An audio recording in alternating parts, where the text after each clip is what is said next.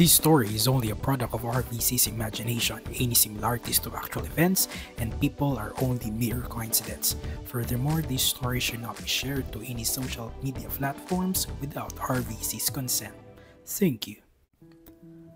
Pagkagising ko ng umaga ng Biyernes, kinuha ko yung phone ko agad para i-text si Candy at tanungin kung okay na ba siya at kung makakapasok siya.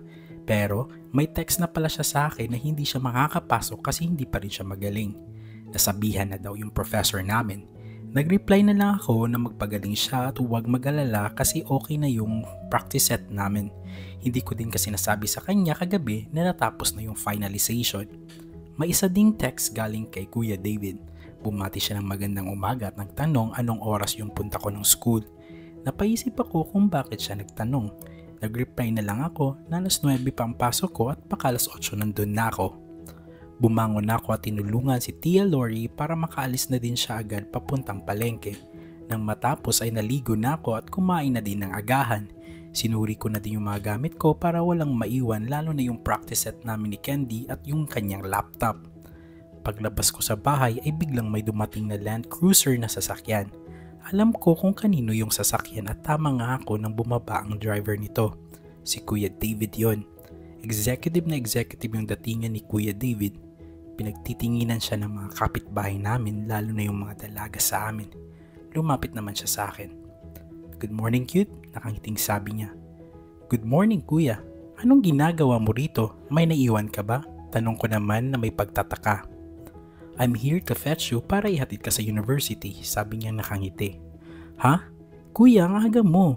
At hindi mo kailangan gawin yon," sabi ko na nakatingin sa oras at 7:30 pa ng umaga. "I texted you what time are you going to school so I come here early and it's my pleasure to be of service," sabi niyang nakangiti. Namula naman ako sa sinabi niya. "Kuya, nag-breakfast ka na ba?" tanong ko. "Di pa nga baka sa office magkape na lang ako," ngiting sabi niya. "May time pa naman, pasok ka muna para makakain ka at ipagtitimpla kita ng kape," sabi ko naman na pinasunod siya sa loob ng bahay. "Kuya, yung kape namin kasi instant lang. Sana okay lang sa'yo to. May pandesal naman dito at scrambled egg. Initin ko na lang yung pandesal para masarap," sabi ko naman. "Coffee na lang ako, cute," sabi naman ni kuya. "Dapat kumain ka din ng breakfast or ayaw mo lang ng pangmahirap na pagkain," sabi ko na nagtatampo kunwari. "Okay na, cute. Sige, kakain na po ako," natatawang sabi ni kuya. Pinalamanan ko yung pandesal ng scrambled egg at margarine. Wala kasi kaming butter Kinain naman ni kuya yung gawa ko. Nang matapos ay binilisan kong hinugasan yung mga ginamit ni kuya. Ayaw ko kasi talagang nangiiwan ng hugasin.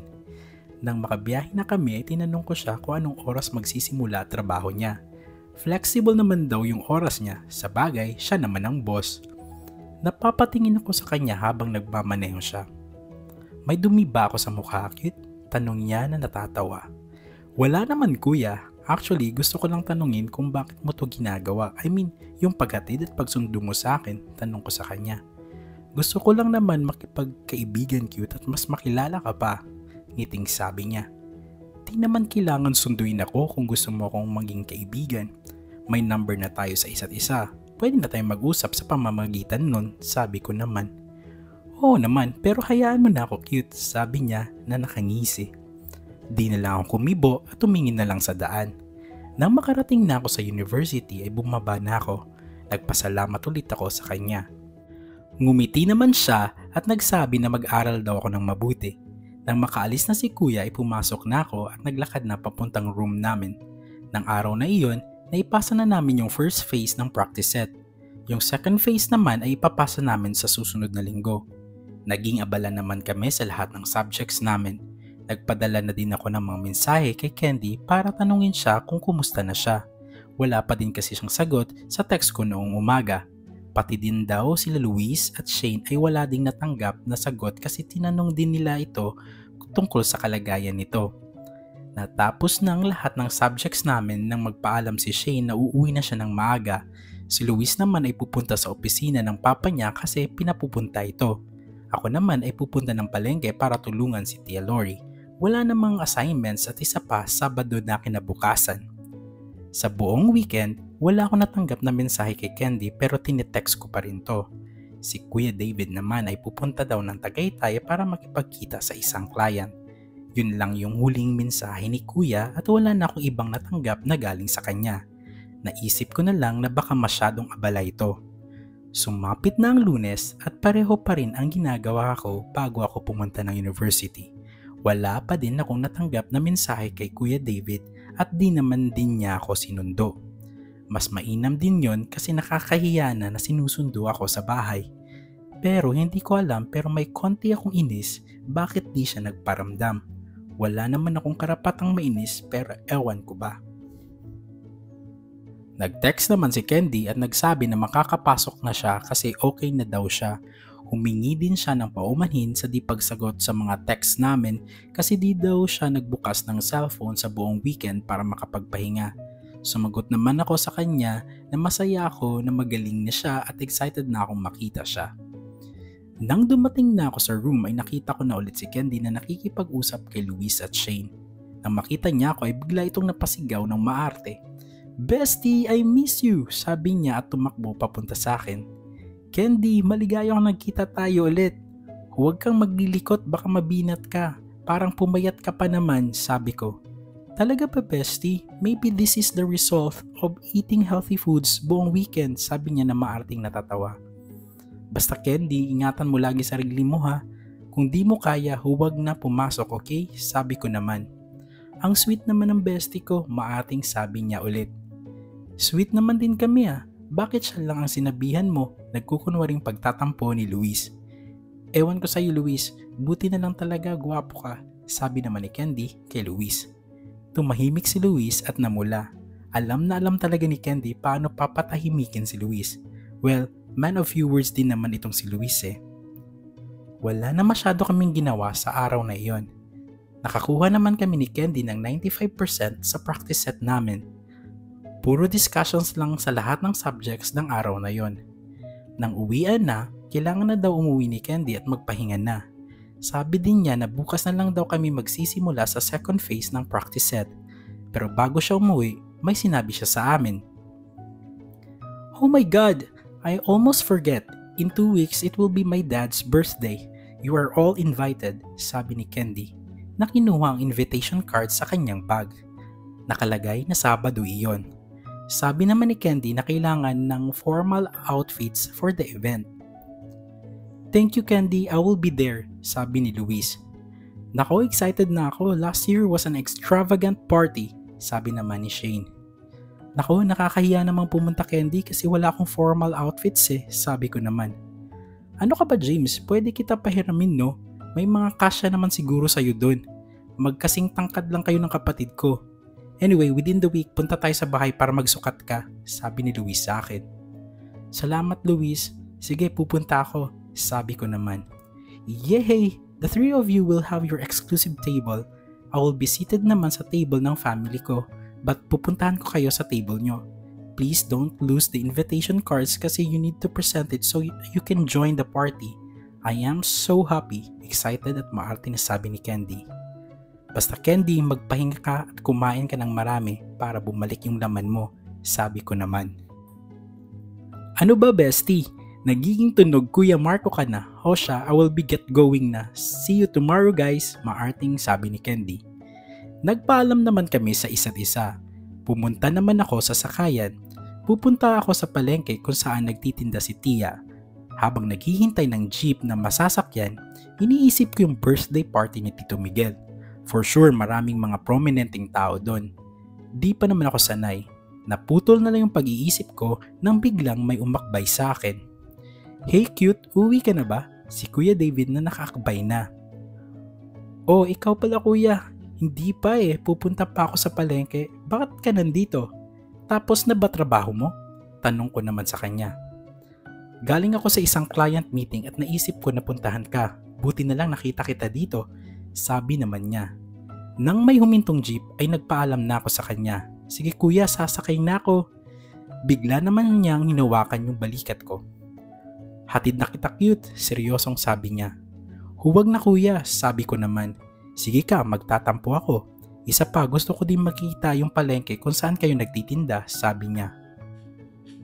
Ano iho, sasakay ka ba o hindi? Sigaw ng jeepney driver. Sorry po kuya, di po siya sasakay, sabi ni Kuya David kasama ng driver. Napabuntong hininga na lang ako. Sa totoo lang ay naiinis pa din ako sa kanya. Sumunod na lang ako kung saan nakapark yung Land Cruiser niya.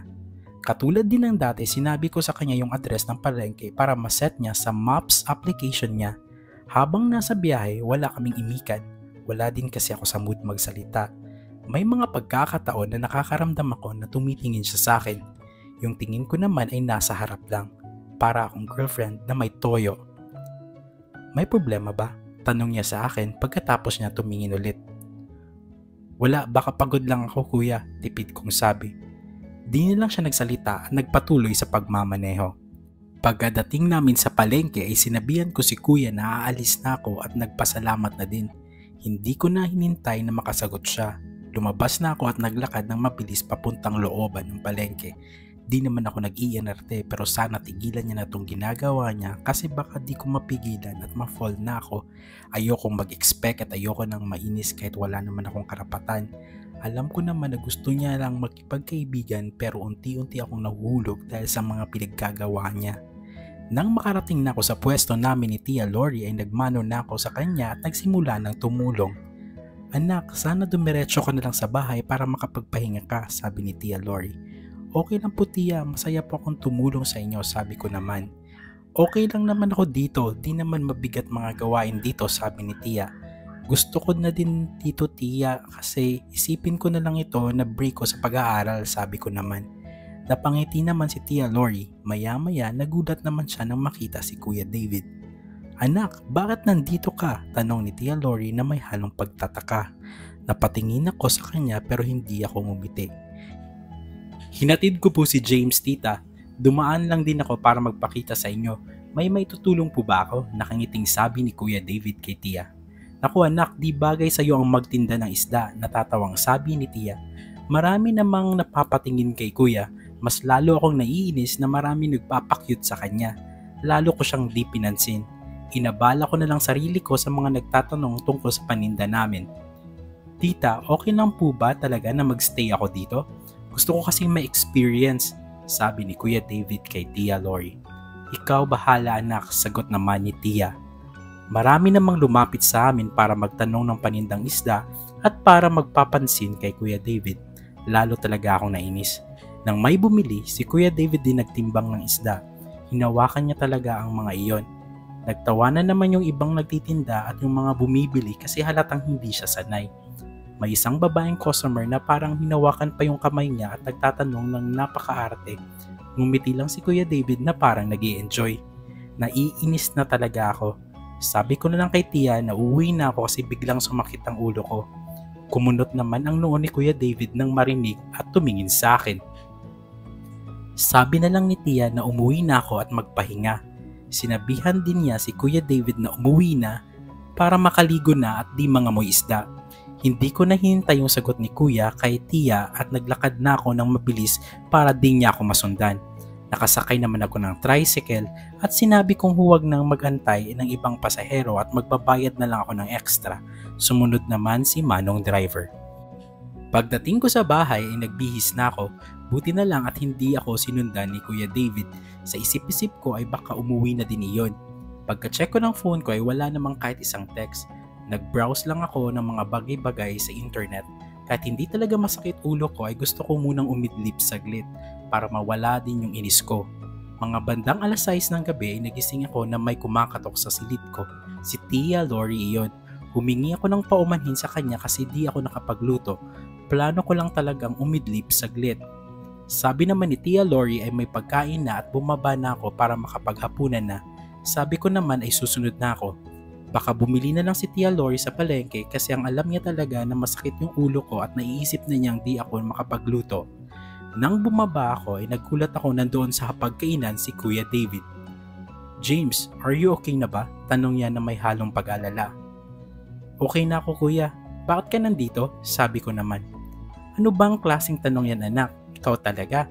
Nanatili pa rin si David noon sa palengke pagkaalis mo at tinulungan pa rin ako sa pagtinda. Daming ang bumili sa atin masayang sabi ni Tia. Pero sinundo naman kayo ni Mang Julio Tia? Tanong ko kay Tia. Ang tricycle kasi ni Mang Julio ang laging sinasakyan ni Tia Lori papunta at pauwi. Natanong ko lang kasi gusto ko lang malaman na hindi yung Land Cruiser ni Kuya David ang ginamit, baka si mga Lansa yung sasakyan niya. Hindi, yung anak niyang si Lawrence, yung kababata mo, nakauwi na galing ng Dubai. Gusto lang daw niyang masubukan ulit yung ginagawa niya dati at para matulungan na din yung papa niya, sabi naman ni Tia Lori. Wow talaga, sayang naman at di kami nagkita, sabi ko naman. Baka pupunta mamaya yon, sabi naman ni Tia. Nakikinig lang si Kuya David. Si David pala ang nag-order ng pagkain, sabi ni Tia. Tumingin naman ako sa kanya at ngumiti ng pilit. Sige, kain na tayo, sabi ni Tia nang malatag na ang pagkain. Kumain naman kami, pero wala pa din kaming imika ni Kuya David. Wala talagang malalim na rason bakit di ko siya pinapansin. Si Tia naman na nagtatanong kay Kuya David kung okay ba ang experience nito sa pagtitinda ng isda. Ngumiti naman nito at nagsabing nag-enjoy siya. Nag-enjoy mo kasi di mo naman ginagawa araw-araw. Bigla kong sabi na may pagka-sarkastiko. Nagulat sina Tia at Kuya David sa tono ng pagkakasabi ko. Inaamin ko din na nagulat ako sa sinabi ko. Gusto ko lang lamunin ng sahig kasi nakaramdam ako ng hiya. Hindi na lang ako nagpahalata. Resulta na to ng kaartihan ko eh. Magtatanong sana si Kuya David nung biglang may boses na sumigaw ng pangalan ko. Si Lawrence iyon na pumasok sa bahay. Hindi kasi nakasaradong pintuan namin at ginagawa din kasi ito ni Lawrence kahit nung bata pa kami na basta-basta na lang pumapasok. Lawrence! Sigaw ko na tumayo at sinalubong siya. Bigla niya akong niyakat at umikot-ikot kami kasi makulit din kasi itong si Lawrence.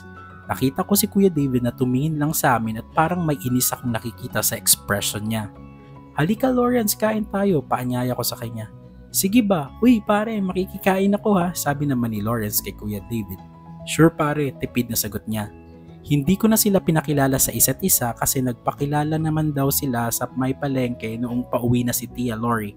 Tumulong pa din kasi si Kuya David sa pagligpit at nagbuhat pa daw ito na papuntang tricycle ni na Lawrence. Laging sinasabi ni Lawrence na miss niya na ako, minsan napapahawak siya sa kamay ko pag sinasabi yon. Ganun naman lagi dati si Lawrence. Pero nang napatingin ako ulit kay Kuya David ay tahimik lang at parang naging iba yung aura niya. Hindi ko alam, parang nakita ko na nakatiimbagang ito ng saglit. Pagkatapos ng hapunan ay nagpaalam na si Kuya David. Sabi niya ay may gagawin pa siya. Nagpasalamat siya kay Tia at tumango kay Lawrence. Tumingin lang siya sa akin na para bang hinihintay ako. Nang wala siyang makuhang reaksyon sa akin ay parang nainis na din si Kuya David. Hindi ko siya hinatid. Tinuloy ko na lang ang makipag-usap kay Lawrence. Dinalhan pala kami ng mga chocolates ni Lawrence. Sabi din niya na mamamasyal daw kami pag di na ako busy. Tinanong ko siya kung hanggang kailan siya sa Pilipinas. Sabi niya ay 1 linggo lang daw kasi hindi naman daw niya talaga bakasyon. Umuwi lang siya kasi kailangan niya mag-asikaso ng papeles. Urgent din daw kasi. Sabi ko naman na weekend lang yung time ko at kasi busy din ako sa school. Sabi naman niya ay sa linggo na yung flight niya at uuwi pa siya ng probinsya sa Huwebes at Sabado nang uwi niya dito sa may amin. Sabi ko lang na sa susunod na lang kung may mahaba siyang bakasyon. Nakaraan ng ilang oras ay umuwi na din si Lawrence. Si Tia naman ay pumanik na para matulog. Ako naman ay nanghilamos as pumasok na sa silid. Habang nakahiga ay tinignan ko phone ko at walang kahit anong bagong mensahe ako natanggap. Pipikit na sana ako kaso ay biglang tumunog yung cellphone ko kasi may tumatawag. Si Kuya David iyon. Biglang tumibok ang malakas ang puso ko. Napapaisip ako if sasagutin ko ba pero napagdesisyonan kong sagutin na lang at baka may kailangan siya. Kuya, anong atin? Tanong ko. Nabuntong hininga muna siya bago sumagot. Di ka ba busy? Tanong ni Kuya David na malumanay ang boses. Hindi naman kuya. Nakahiga lang naman ako at nagpapaantok, tipid kong sagot. Galit ka ba sa akin, cute? Actually, I'm bothered when you sarcastically said that thing. Sabi niya na tinutuko yung sinabi ko kanina bago dumating si Lawrence. Sorry kuya, di ko naman sinasadya yun. Bigla lang lumabas sa bibig ko, sabi ko naman. Wala naman din kasi akong valid na reason bakit ko yun sinabi. Pero kanina, simula pa lang na nakita tayo sa may sakayan sa university, parang inis ka na sakit. You can tell me what's wrong, sabi naman niya. Masakit lang talaga ulo ko kuya. Kaya siguro wala ako sa mood pagsisinungaling ko. I don't buy it, James. Kung may mali ako, can you let me know for me to properly say sorry? Kalmadong sabi naman niya sa kabilang linya. Seryoso na talaga siya kasi gamit na niya yung pangalan ko. Pumingit ako at bumuntong hininga. Oo kuya, naiinis ako sa'yo. Sabi ko naman, hindi siya kumibo.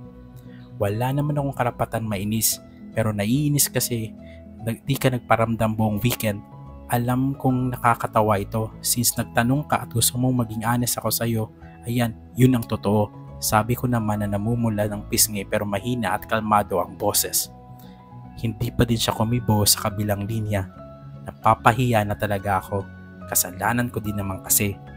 Sige na kuya, ibaba ko na to at hiling ko lang ay huwag mo na akong sunduin or hihatid. Huwag mo na abalahin sarili mo para sa akin. And please huwag ka nang maging extra sweet sa akin baka kasi. Never mind, sabi ko at tinapos na ang tawag. Di ko na hinintay ang sagot niya kasi naiinis na ulit ako sa pagiging tahimik niya sa kabilang linya para tuloy akong tanga. Ilang segundo ang lumipas ay tumawag siya ulit pero pinindot ko yung red button.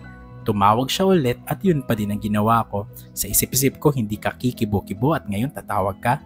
Pinatay ko na yung phone ko para di na niya ako matawagan. Baka kasi masagot ko pa. Awkward na pag ginawa ko pa yun. Munti ka na kasi akong umamin. Pwede ko naman iset sa silent mode kaso umiilaw pa din yung cellphone kung may tumatawag. Baka matempt pa ako. Iniiwasan ko nang sumagot ng tawag galing sa kanya. Dapat iwasan na lang talaga si Kuya David simula ngayon para di na ako mahulog pa.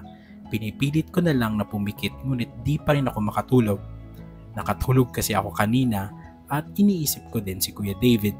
Bumaba na lang ako at nanood ng palabas at TV sa sala. Hininaan ko lang yung volume para di madisturbo si Tia Lori.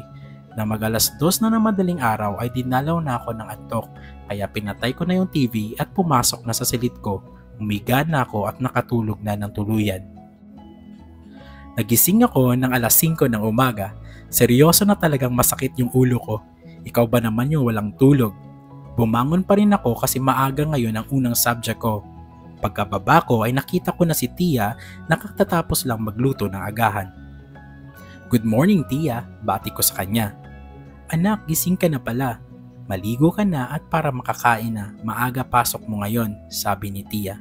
Sumagot naman ako at pumunta sa banyo. Pagkatapos maligo ay nagbihis ako at pumunta na sa hapagkainan.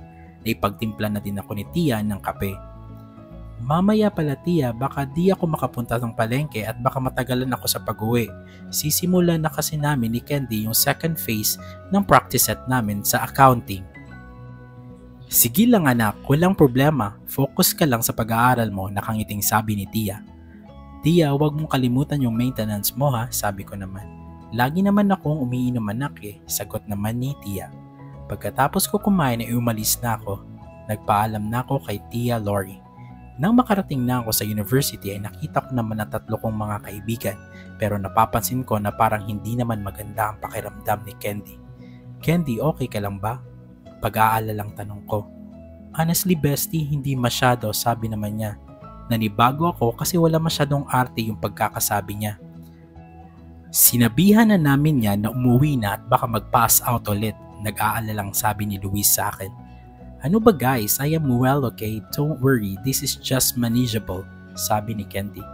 Kung may iba ka nang talagang nararamdaman ha, sabihan mo lang kami, nag-aalang ka pang sabi. By the way James, I texted you kanina, nag-message pala ako sa Blue Update, hindi ka sumasagot, sabi ni Shane. Naalala ko bigla na naiwan ko pala yung phone ko sa bahay, nakapatay pa naman yun simula kagabi. Buti na lang nasabi ko na kay Tia yung oras ng pag-uwi ko, kaso si Kuya David, baka isipin niya na na-blocked ko siya. Bahala na nga. Hala, naiwan ko pala yung phone ko, napatay ko pa naman yun kagabi, sabi ko. Bakit ka naman nagpapatay ng phone? Weird mo din no? Anyway, nag-chat lang naman ako kung saan ka na kasi gusto na sana namin na kumbinsihin mo tong si Candy na umuwi na lang. Hindi kasi namin makumbinsi ni Luis. Di mo din pala makumbinsi, sabi ni Shane. Tumawa na lang si Candy. Dumating na yung professor namin. Nagkaroon lang ng short quiz at discussion pagkatapos. Sumusulyap-sulyap din ako kay Candy para masuri lang siya. Discussions lang din at konting activities sa ibang subjects ang nangyari ngayong araw. Nang matapos ng lahat ay bumili muna kami ng snacks sa kantin. Pagkatapos kumain ay pumunta na kaming apat sa library. Sinimulan na namin yung phase 2 ng practice set. Lagi pa din namin tinatanong si Candy kung okay pa rin ba siya. Sabi ko nga na pwede siyang maunang umuwi at bukas na lang siya tumulong. Sabi naman niya na okay naman siya, hindi na lang namin pinilit. Malapit na mag-alas 7 ng gabi nang matapos kami. Nagpaalam na kami sa isa't isa. Nauna na sina Shane at Luis. Wala pa yung sundo ni Candy kaya di ko muna siya iniwan para makasigurado na ako na okay siya. Bestie, you can go na. Ako na lang maghihintay, sabi naman ni Candy. Nope, Candy, hindi magandang pakiramdam mo. Gusto ko makasigurado na okay ka habang nag-aantay sa sundo mo, sabi ko naman. Tumango na lang siya. Tiningnan niya yung phone niya para matawagan sana yung driver niya, ngunit nakatanggap siya ng mensahe galing kay Tito Miguel. Si Kuya Marco at Tito Miguel na daw yung susundo sa kanya kasi gusto daw nila na kumain sila sa labas. Sinabi niya sa akin yun at tumango na lang ako. Nakaramdam ako ng saya kasi makikita ko ulit sila. Lumipas ang ilang minuto ay dumating na yung sasakyan na lunan yung sundo ni Candy. Nang magbukas ang sasakyan, nakita ko na si Kuya Marco ang nag-drive at nasa likod si Tito Miguel. "Oh James, I'm glad you're here. Please join us in our dinner," pag-aanyaya ni Tito Miguel na nakangiti. "Naku po Tito, wag na po, sa bahay na po ako kakain. Hinihintay ko lang na makarating kayo para may kasama si Candy," sabi ko naman. "Yes, come with us bestie. Please, alam mo ba dad, ang sweet ng bestie ko. He really didn't leave me just to make sure I'm okay while waiting for you. Masyadong protective yung bestie ko. Parang siya si Kuya Marco eh," may pagkamaarting sabi ni Candy kay Tito Miguel. Natawa na lang si Tito Miguel. "Sige na James, sumama ka na sa amin," sabi naman ni Kuya Marco na nakangiti rin. Ayaw ko naman mapahiya sina Tito Miguel at Kuya Marco kaya pinaunlakan ko yung invitation nila. Pumasok naman ako at umupo sa tabi ni Kuya Marco. Nag-drive na si Kuya. Tahimik lang ako habang nasa biyahe kasi nahihiya pa rin ako.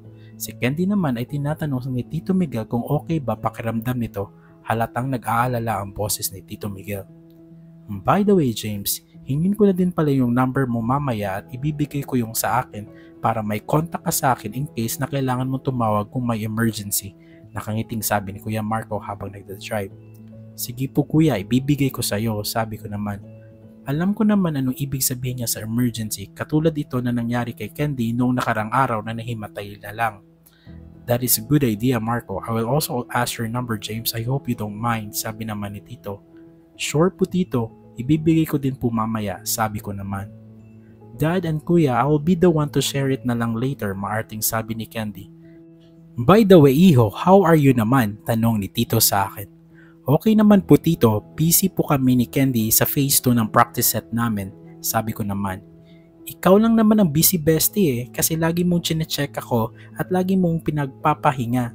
Ayaw mo nga ako masyadong patulungin sa practice set natin eh. And also Dad, we got 95% rating sa phase 1 namin," natutuwang sabi ni Candy. "I'm glad that you're looking out for my daughter James and congratulations to the both of you. Keep up the good work," sabi ni Tito na nakangiti. "Walang anuman po Tito," tipid ko na lang nasabi. Nang makarating kami sa restaurant ay nagpark na si Kuya Marco, isa itong traditional Chinese restaurant sa may Maynila. Maganda naman yung restaurant pero parang hindi ito kasing rangya ng ibang 5-star restaurant na nababagay sa mga kasama ko ngayon. "Alam mo bestie, lagi akong excited kumain dito because it's my mom's favorite restaurant," sabi sa akin ni Candy. Nang sinabi ni Candy yon ay napangiti ako sa isip ko kasi nasagot agad yung tanong ko. Natigil lang pag-iisip ko kasi habang naglalakad kami papuntang restaurant ay biglang may humawak sa kamay ko at ako'y napasigaw sa gulat.